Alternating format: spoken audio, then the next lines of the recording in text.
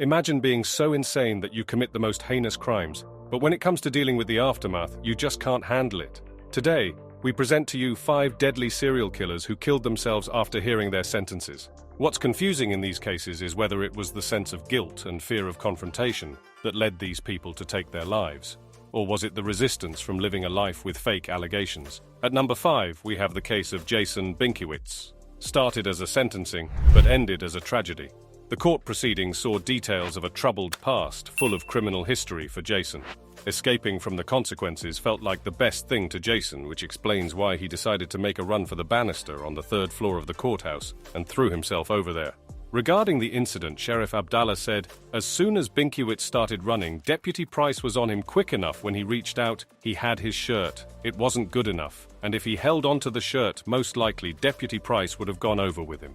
Minutes after being sentenced to 13 years in prison for shooting a person in the face and felony assault, Jason, a 42-year-old man, took his own life by leaping to death over a 3rd-floor banister at the courthouse while being led out of the courtroom. Difficult to understand how he wasn't able to stand 13 years of prison, but he had the guts to shoot a man in his face. Moving to number 4, we have Michael Marin. What's the worst you can think that a man would do to escape paying the mortgage price for his luxury house? Let us bring to your knowledge about Marin, who set his entire house on fire. A 53-year-old American financier, lawyer, and ex-Wall Street trader, Marin was found guilty of burning down his $3.5 million home. He would have faced 7 to 21 years if convicted. As his verdict was being read, Marin put his face in his hand, which seemed like a normal reaction to encountering a shameful confrontation. But soon after, he collapsed and passed in the courtroom itself as he drank from a sports bottle.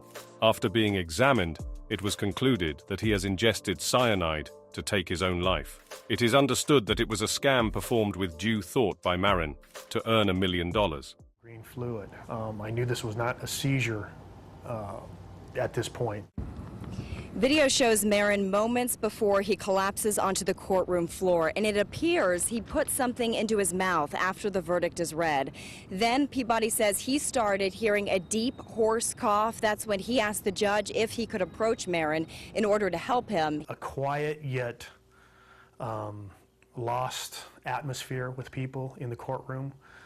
It was a horrific event for those people to witness this live. And with Mr. Marin, with no regard to his family or friends, doing that right in front of him, extremely shocking.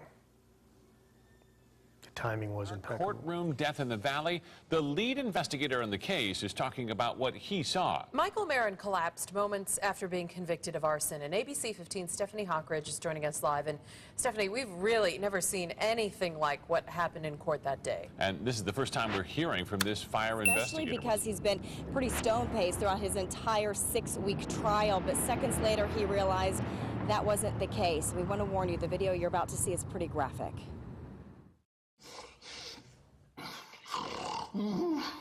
As I start looking closer at him and evaluating An update on a story now that's been getting some national attention. A convicted arsonist appeared to swallow a pill and died after learning he was heading to prison. Tonight, we're hearing from a prosecutor who was inside the courtroom at the time this happened.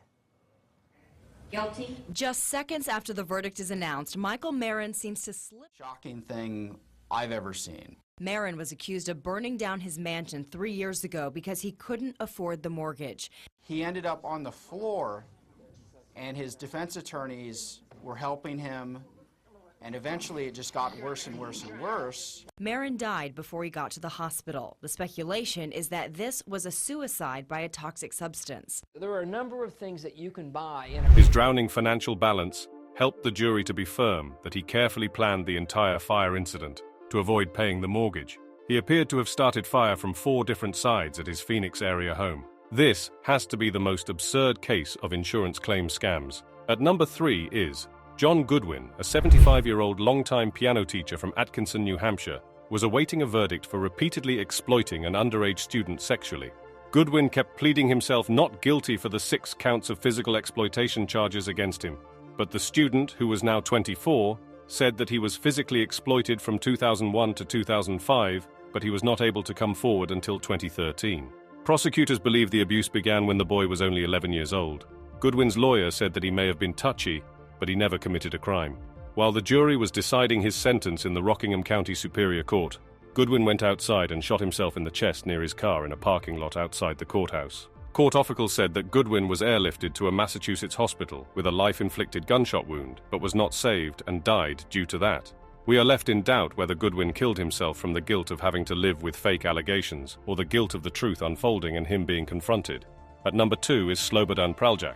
He was a Bosnian Croat war criminal who has served in the Croatian Army and the Croatian Defense Council between 1992 and 1995. Praljak was held guilty of violating multiple laws of war and committing crimes against humanity. He also breached the Geneva Conventions during the Croat-Bosniak War in 2017.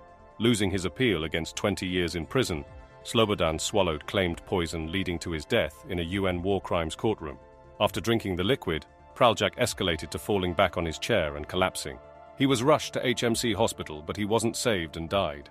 Before gulping down the liquid, Slobodan emphasized, "I am not a war criminal, I oppose this conviction," leaving a question mark in investigators' and scholars' hearts whether he was actually innocent and couldn't take the unfair judgment.